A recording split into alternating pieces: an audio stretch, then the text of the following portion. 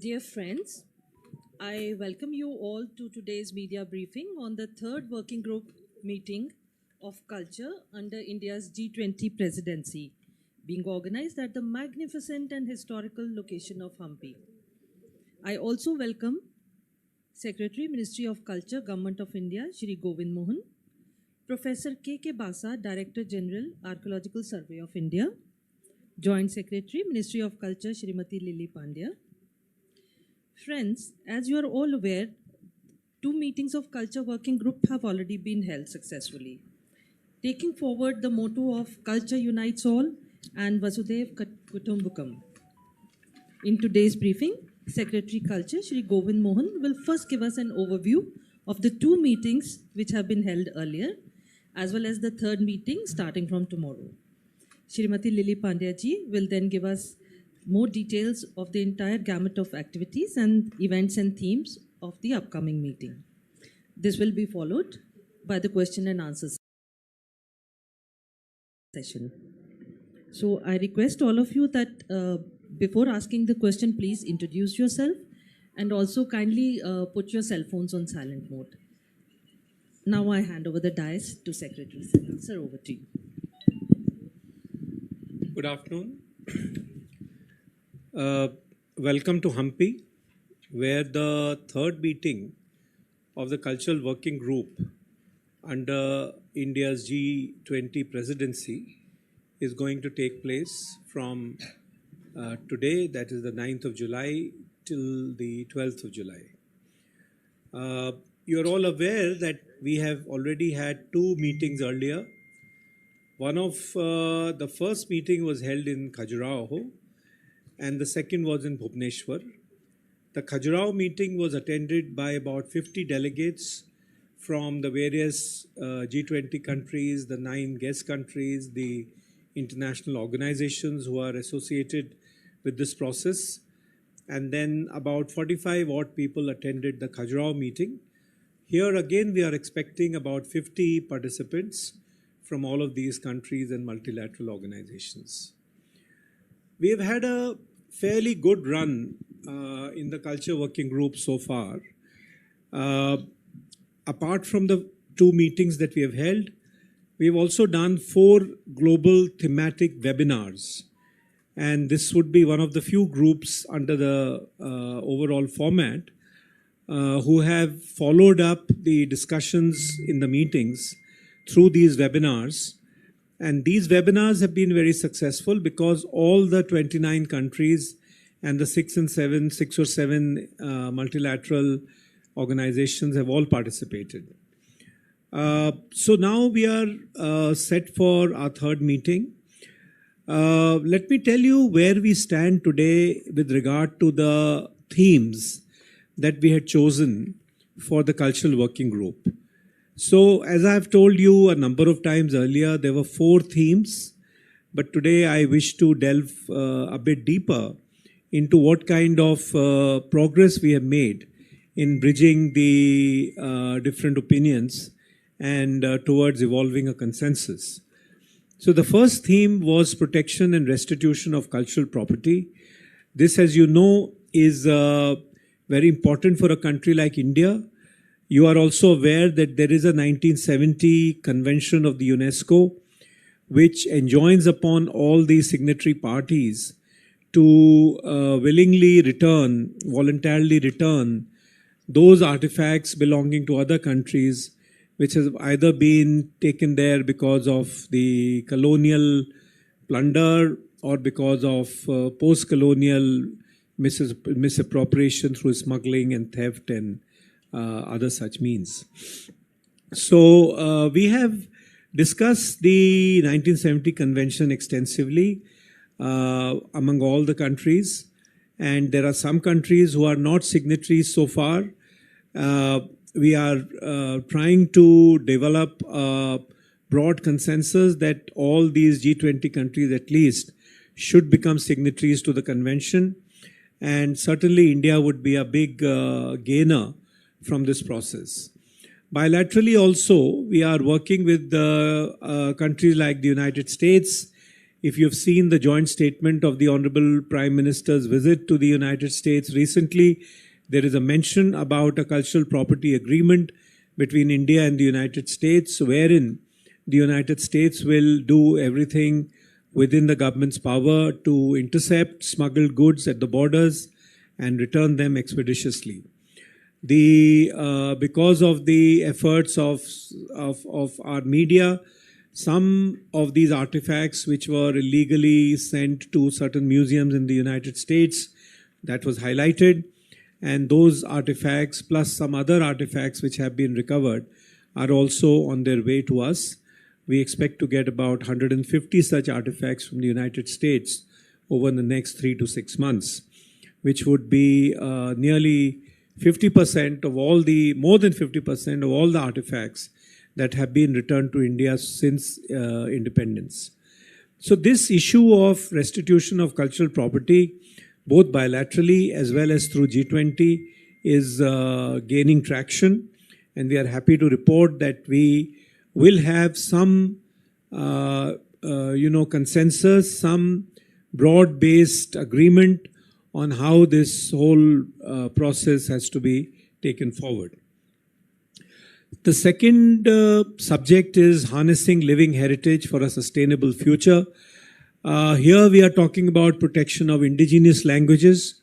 We are talking about safeguards against misappropriation of traditional practices. So, as we are all aware, for India at least, one of our traditional practices is Ayurveda, and a lot of products are patented on the basis of our Ayurveda knowledge, and billion-dollar industries get created without any benefit to the original practitioners.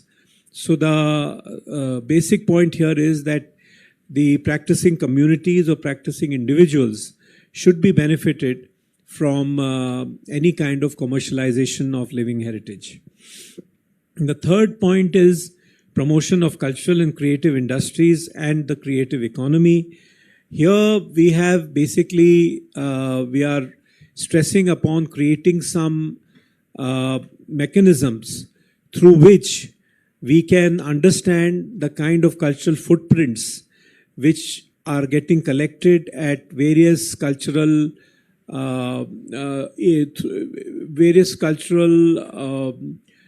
let's say either monuments or cultural spaces or cultural practices. And on that basis, how do we develop a creative economy? We have done a very big Lambani exhibition here in Hampi. I'll talk about it in a minute, which feeds into this theme. The fourth big theme is basically the digitization and use of digital technologies for promotion of culture. Here, as we know, the entire culture world is now going digital through AR, through VR, through haptics, through immersives. We need to create mechanisms among countries which allow for interoperability in these practices.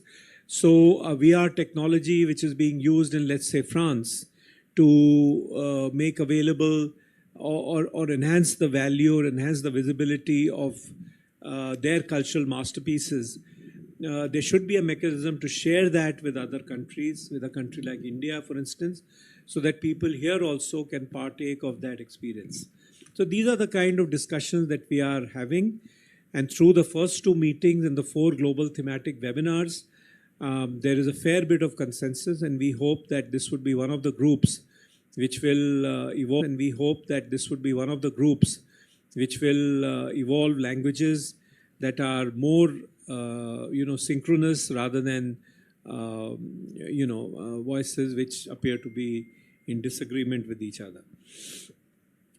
We are also doing exhibitions at all the places which tie into these themes. The first exhibition at Khajuraho was based around restitution of cultural properties. The second exhibition at Khajuraho was based around the harnessing, was based around harnessing living heritage. Here we have an exhibition based on textiles, which feeds into creative and cultural industries. And finally, in Kashi, we'll have an exhibition around digital technologies and how they play a significant role in culture. The CWG provides an invaluable platform for fostering mutual understanding and collaboration among member nations. We have developed a theme called Culture Unites All, which grew spontaneously in the first meeting at Khajuraho, and all the countries came together to endorse that motto of Culture Unites All. So this we regard as a very significant achievement of this group, and we hope to have that same spirit carried on in the meeting in Hampi and later on the final meeting in Varanasi. As I told you, an exhibition called The Woven Narratives is being organized here, and it will be available at the Hampi Art Labs. I hope our team will be able to show you that, because that's our next engagement, and they are invited for that. For a preview of the For a preview of the exhibition. The exhibition's theme is reflective of our third priority, which is the promotion of culture and creative industries. It will feature textiles from different parts of India. It will narrate their diverse histories, and it will exhibit their visual and material features. Delegates will preview the exhibition, explore the Hampi group of monuments, which is a UNESCO World Heritage Site. And this is again something very significant about the Culture Working Group, that we have done each of our meetings against the backdrop of a magnificent UNESCO World Heritage Site. So Khajuraho, and then Konark, and now Hampi. And the other working groups vie with each other to use these as the backdrops for their meeting, whereas for us this is a natural destination. Our delegates will also experience the famous coracle ride in the Tungabhadra River, and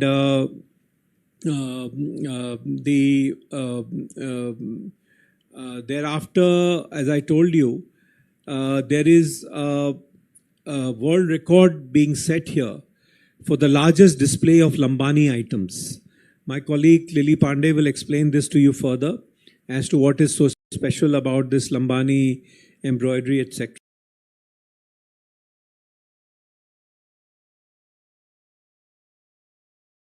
So I'll reserve that for her. And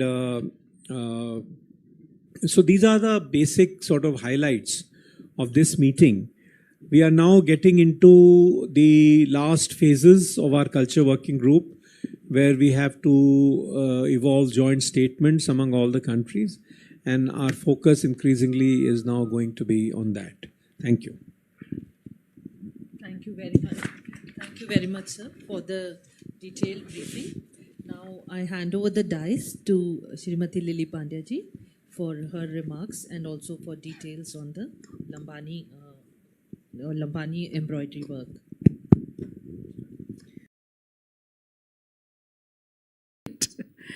As Secretary Sir explained to us, this is the third Culture Working Group meeting that we have gathered here for. And this meeting is seeing an attendance from all of our 20 countries, including India, as well as the 9 dialogue partners or the guest nations, as well as the 7 international organizations which form the membership of the Culture Working Group of India's G20 presidency. In this meeting, we are primarily trying to arrive at the consensus and arrive at the language of the Culture Ministerial's declaration, which would be reflective of all the discussions that we have had. We've had a very intensive engagement among the membership since the beginning of the Culture Working Group process, through the 2 meetings as well as the global thematic webinars, as has already been indicated. One thing I may add is that we are also trying to come out with a report, sir, of the global thematic webinars, which will be launched during the Culture Ministers meeting in Varanasi on the 26th of August this year. And that would be our last meeting. That is where we are pretty hopeful of having a robust declaration with action-oriented, tangible outcomes. We felt right in the beginning that culture needs to be given its due importance and situated at the heart of policy making. And G20 provided us with a very good forum to do that. This is also the time, apart from the significant kind of time that we are experiencing in India with Azadi Ka Amrit Mahotsav, with the Amrit Kal, it is also extremely important time globally for culture, with the discussion on post-2030 Sustainable Development Goals agenda, where the world is moving towards having culture as an independent goal in and of itself. So we are hoping that with a kind of engagement in the Culture Working Group of India's G20 presidency, we may be able to inform the future global policies in the culture sector. As regards the as Secretary Sir just explained, that at all the 4 Culture Working Group meeting venues, we have tried to pick up a theme. We have 4 priorities, and we are trying to walk the talk in terms of having an exhibition which explains, which captures what we are trying to attain in the conversations with the G20 membership on the particular topic. So as far as Hampi is concerned, this is our 3rd working group, and therefore the spotlight is on culture and creative industries and creative economy. The essence of this theme is basically to capture the economic weight of the culture sector, because most of the culture sector is still in the informal sector, and therefore it has not been the entire extent of the contribution of creative sector in GDP has not been effectively captured, because we don't have standardized mechanisms or aligned definitions as to what comprises culture sector. So we are in the working group trying to come to an aligned mechanism and consensus. Now here we thought that we should do 2 things. One is the exhibition that Sir spoke about, which is Woven Narratives, which talks about the hand-woven textile traditions of India. Now, we all know that we have very diverse and very rich textile traditions. You go to any part of the country and you have a very distinctive textile tradition of that part. So hopefully you'll enjoy the exhibition over here, and we'll be able to showcase cross-section of hand-woven textile traditions in this exhibition. The second thing we are trying to do is to create a world record. Now, this area is inhabited by the Lambani community. There is a Sandur Kala Kendra, which is a society, which employs the Lambani women. And the women do this very special Lambani embroidery. So this record is about largest number of Lambani embroidery patches created. So we are trying to, right now as we speak, an installation is being put up in the Yeduru Baswana complex opposite the Virupaksh temple in Hampi, which is where tomorrow we hope to get set the world record, Guinness World Record. The significant part is that these patches have been embroidered entirely by women, and it speaks to the creative industries and the economic empowerment of women. These are also the marginalized community, the Lambani community. So since they are locals of this area, we thought it would be a very good idea to talk about this beautiful, distinctive form of embroidery. And this is what we are trying to achieve through this Guinness World Record. Because once you get a world record, or once you get a UNESCO tag, you start talking about it and start looking at it. And therefore, it might actually help these women to increase their potential of livelihood and encourage more people to participate in such enterprises, cultural and creative enterprises. Apart from the consensus that we'll try to achieve in terms of the language of the Culture Ministerial Declaration, which would be the focus for the next 2 days during the conversations. We will also, of course, give the delegates, like we have endeavored in the previous 2 meetings, to give them a snapshot of the area, of the local culture, of cuisine, of the beautiful landscape. And Hampi has such a dramatic landscape and so many things to offer. And so these are the things that we are trying to do this time. There is also going to be Coracle Ride, which is a special feature of this area. So I hope our delegates enjoy that. And I hope all of you are able to also see all the things that we are trying to do and highlight them when you write or talk about what is happening in the Culture Working Group. Thank you. Thank you so much, Srimati Lily Pandya ji. Now we move on to the question and answer session. Kindly raise your hand if you have a question and introduce yourself before asking the question. We can start with the local media.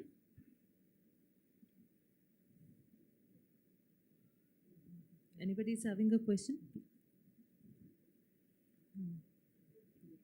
Okay. Yes, Divya, would you like to ask the question?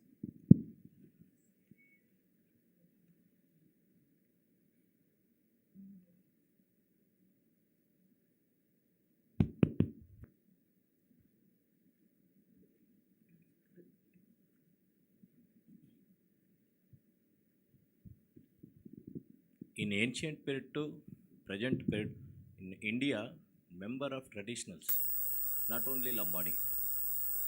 Lambani also one of the main tradition, and embroidering work is famous. So other traditions, what is the benefits in giving to third cultural G20 program? So this is what I was trying to say, that one of our priorities is basically harnessing the living heritage for a sustainable future. What it means is that wherever there are these kind of traditions which have been neglected or which are forgotten, then there should be an attempt to revive them, and that is a simpler part. The more difficult part, which we are trying to achieve through this Lambani exhibition, is that how do you create a cultural industry around traditions which are not yet, which have not been commercially leveraged to that extent. So Lambani is only an example of what we are trying to do. But through G20, we are trying to develop some mechanisms by which every country, because G20 is a multilateral forum, it is not restricted to India. Every country has these kind of living heritage and living traditions and cultural industries. So how can countries leverage their cultural traditions and cultural industries to make them more commercially profitable so that the craftsmen can derive benefit out of them? Culture Ministry does a lot of work. For instance, there is a Dokra art, which is very, which is very popular among the tribals of Chhattisgarh and Jharkhand and Odisha. So we are, there is now a serious danger that the next generation of the Dokra artists are losing their grip on this art. So in this area of Chhattisgarh, Jharkhand and Odisha, we are organizing a number of camps, a number of workshops, a number of refresher courses, so that the intergenerationality of this Dokra art is maintained and it's not lost. This is another example. We are working with the creative industries of Kashmir. We have done a number of programs for that. So all over the country, we are trying to ensure that these creative industries do not die, but they are better commercially leveraged.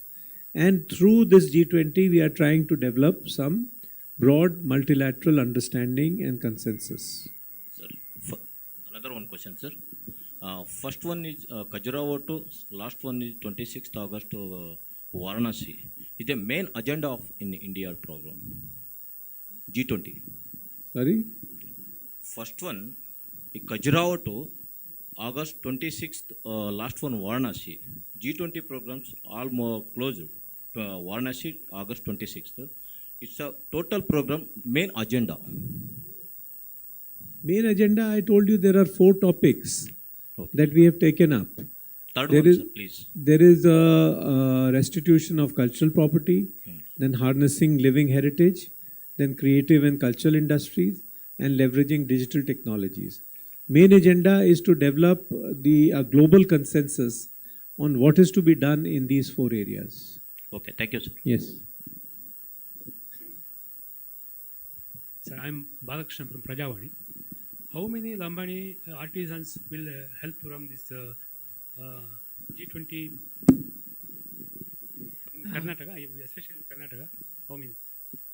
So around 450 artisans were involved in creating these more than 1,300 patches, which will be displayed for the Guinness record. And they are all engaged by the Sandur Kala Kendra, which brought together all these people to work on this project in order to create a Guinness record. I hope that was the question. Thank you. Aman Divya wants to ask a question too.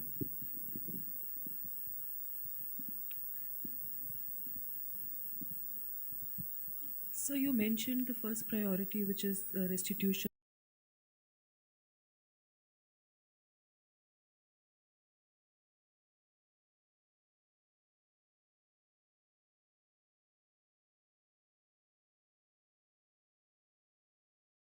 Where we will have in their museums, etc., artifacts that have gone from India over the last 3, 4, 500 years. So we are pursuing both bilateral and multilateral routes. Why I mentioned the US is because our diligent efforts have finally taken us to a place where this whole thing has become part of the language of the Prime Minister's joint statement. We are not there yet with respect to the other countries, but with the US having accepted this kind of a framework, we are hopeful that the other countries will also look at something similar, if not identical. So additional question, you also mentioned that 150 artifacts are expected to come back from the US in the next 3 to 6 months. So is there a detail of, does these also include the artifacts from the Met that were? Yeah, this includes the artifacts which the Met is now willingly giving to us. The exact number, we don't have clarity as far as the Met is concerned. Your paper reported about 150 or 175, I don't recall the exact 16 number. they said they have returned. So 15 is what they are willing to return in the first lot. But the others are what was confiscated already by the US authorities, and they are lying with the New York Attorney General's office, and we are making efforts to have our team go there, verify them, and then bring them back. Sure, thank you.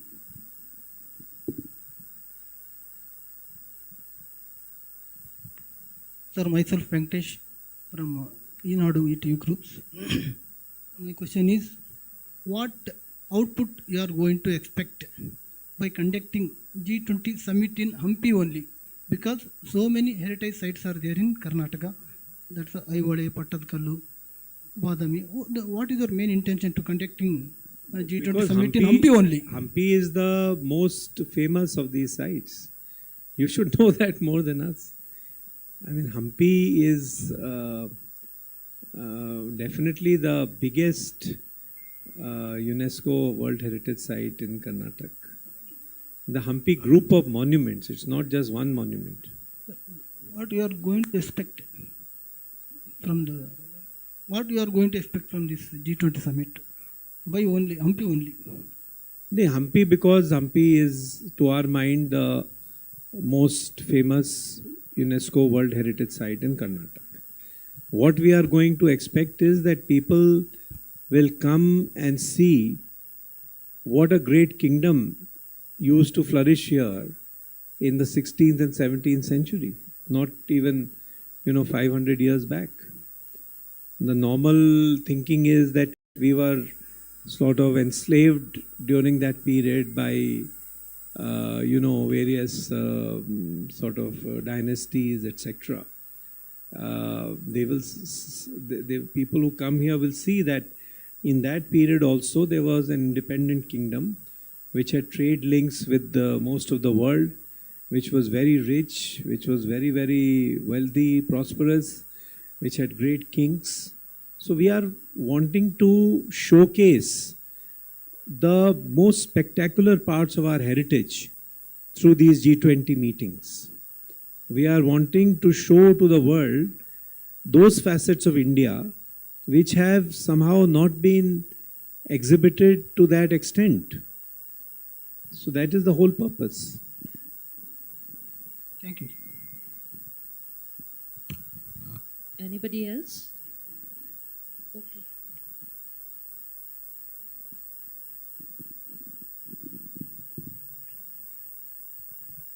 Namaste. I am from All India Radio. My name is Purnima. I want to ask one question.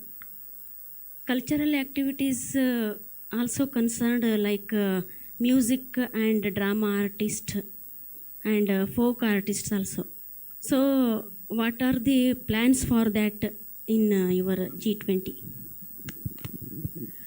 Thank you so much for this question because we really didn't touch upon this. So thank you for the question and giving us the opportunity to tell you that we are trying to showcase the very rich music traditions and dance traditions of India through the cultural programming that happens in and around these culture working group meetings. So here also we shall have tomorrow itself a performance by Vikku Vinayakam and his group of percussionists, percussion artists, as well as dancers at the famous Vithala temple. Day after tomorrow, we are doing some light and sound show at the Yaduru Baswana complex, which is right opposite the Virupaksh temple, as well as a performance by the troupe of Raja and Radha Reddy, talking about Hampi, and it is based on the development of Hampi as right from the time of Kishkindha, the famous Bali Sugriv and Hanuman, birthplace of Hanuman, to its evolution over a period of time, and then, of course, the establishment of the Vijayanagar Empire, and so on and forth. So we always do that in Odisha. In Bhubaneswar, when we went, we tried to have performances of Gotipua and other local folk art as well as classical art forms. Similarly, in Khajuraho, and we wish to do the same thing when we go to Banaras. So we always make sure that the local traditions, folk traditions, as well as the classical art forms of very rich tapestry of Indian dance and music are also displayed to the delegates of the G20. We highlight these traditions and encourage people to have a wholesome experience. Thank you.